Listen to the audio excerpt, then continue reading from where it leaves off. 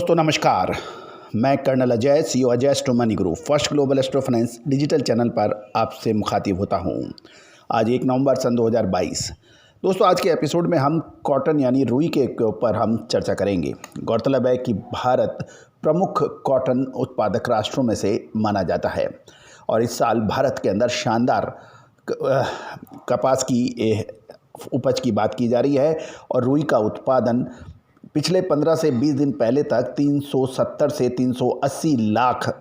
Bells होने का अनुमान लगाया जा रहा था, लेकिन पंजाब हरियाणा की कॉटन की फसल को नुकसान होने के समाचार की वजह से अब 350 से 360 लाख गांठों का अनुमान लगाया जा रहा है। दोस्तों आपको याद होगा पिछले साल भी सीसीआई ने 3 करोड़ 61 लाख बेल्स का कॉटन के उत्पादन का अनुमान दिया था, जबकि हमने उसके बरखिलाफ जाके कहा था कि 3 करोड़ 61 लाख गांठों का उत्पादन संभव नहीं है। और वैसे ही हुआ और उसके बाद सीसीआई ने लगभग 3 बार इसको रिवाइज किया और लगभग 40 से 50 लाख गांठें कम बाद में फाइनल दिखाई दिया। इस बार भी कुछ घटत और बढ़त का जो अनुमान है इसमें कोई दो राय नहीं है कि इस साल कॉटन की फसल शानदार है और पिछले साल के मुकाबले कॉटन की क्वालिटी भी इस साल शानदार आने की उम्मीद जताई जा रही है। अब कॉटन के भाव का जहाँ तक सवाल है वो बेसिक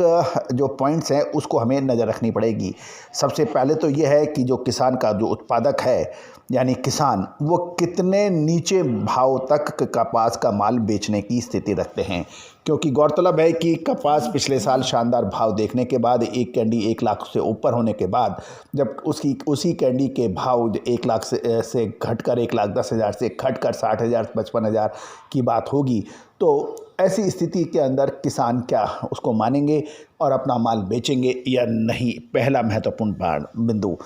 दूसरा महत्वपूर्ण बिंदु रहेगा कि जिनिंग फैक्ट्रियों को फिलहाल प्रति कैंडी करीबन 4,000 रुपये की डिस्पैरिटी है, जिससे जिनिंग फैक्ट्री कहाँ तक कितने ऊंचे भाव में माल खरीद लेती है उसके ऊपर डिपेंड कर सकता है। गौरतलब है कि जिनिंग फैक्ट्रियों के मालिकों ने पिछले साल उनको बड़ी असमंजस की स्थिति रही थी। जिन्होंने हमारे चैनल को देखा और हमारे क्लाइंट से हमने उनको निचले स्तर पर माल खरीदने की सितंबर 2021 में सलाह दी थी और जिन्होंने वो मिस किया बाद में वो खरीद ही नहीं पाए और ऊंचे भाव चला उतर होते रहे और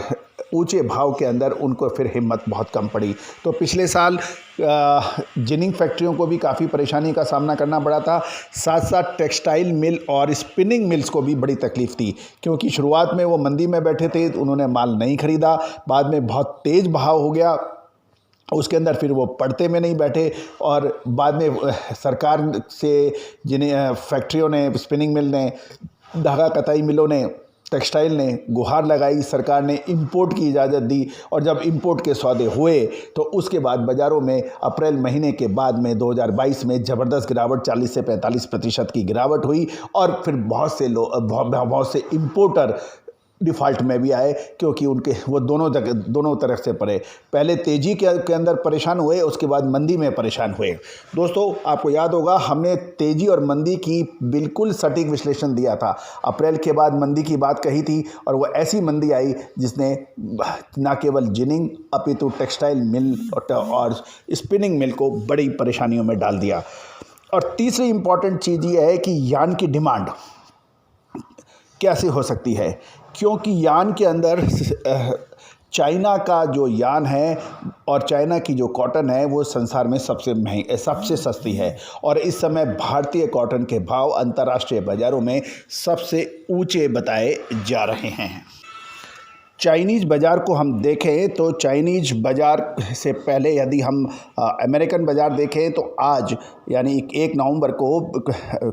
कॉटन के निचले स्तर के ऊपर शानदार रिकवरी हुई और ये लगभग 74.68 यानी लगभग 3-3.5% की तेज़ी भी हुई। लेकिन ये भी चाइनीज़ वायदा बाज़ार यदि हम पिछले सप्ताह का देखें तो ये 280 युआन अर्थात 1.85% घटा था और चाइनीज़ रुई रुई वायदे में ओपन इंटरेस्ट पिछले सप्ताह 41,518 लॉट का बढ़ा था, जो कि शॉर्ट टर्म के लिए मंदी की ओर इशारा कर रहा है। एमसीएक्स का वायदा भी पिछले सप्ताह लगभग 1400 पॉइंट यानी 4.20 घटा था और एमसीएक्स में ओपन इंटरेस्ट में मामूली बढ़त थी, 32 लॉट की बात थी पिछले सप्ताह की हम देखें तो।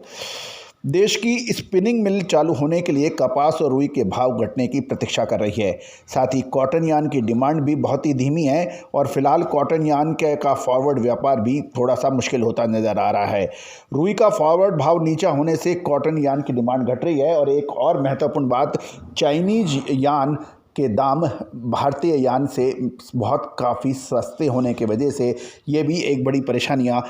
देखने को मिलती है। रुई का निर्यात फ़िलहाल कोई बड़ा हो नहीं सकता क्योंकि भारतीय रुई का बेसिक प्राइस बहुत ऊंचा है और भारत रुई का मुख्य खरीदार है बांग्लादेश, और वहाँ भी गैस की कमी और फॉरवर्ड फंड की तंगी बांग्लादेश उठा रहा है और कुछ एग्रो कमोडिटीज़ के अंदर बांग्लादेशी व्यापारी डिफ़ॉल्ट में भी हैं।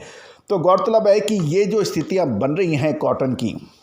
कि कॉटन के अंदर एक बड़ा प्रश्न जो मैंने आपसे बताया कि 3 चीज़ों के ऊपर सारे व्यापारी और व्यवसायी और टेक्निकल और फंडामेंटल एनालिसिस नज़र रख रहे हैं कि और पिछले साल भी हमने आपको छाती ठोक के कहा था कि आप माल खरीद लीजिए और शानदार तेज़ी लोगों ने देखी और अप्रैल के बाद हमने माल बेचने की सलाह दी थी और तो दोनों ही पॉइंट यानी ऊंचा और नीचा दोनों ही जगह हमारा चैनल सबसे आगे रहा था। इस साल आगे कब रुई को खरीदना चाहिए, कॉटन को कब खरीदना चाहिए, क्या भाव और तेज़ी से नीचे गिरने वाले हैं, ये एक यक्ष प्रश्न है। इसके लिए आप हमसे संपर्क कर सकते हैं। दोस्तों, खबर हम आपको लगातार देते रहेंगे, राष्ट्रीय और अंतर्राष्ट्रीय बाज़ारों की खबर आप तक रहेगी। विशेष विश्लेषण जो जिनर्स हैं, टेक्सटाइल स्पिनिंग मिल के मालिक हैं या फिर बड़े किसान हैं, वो हमसे पेड रिपोर्ट के लिए संपर्क कर सकते हैं। All the very best, good luck, happy trading.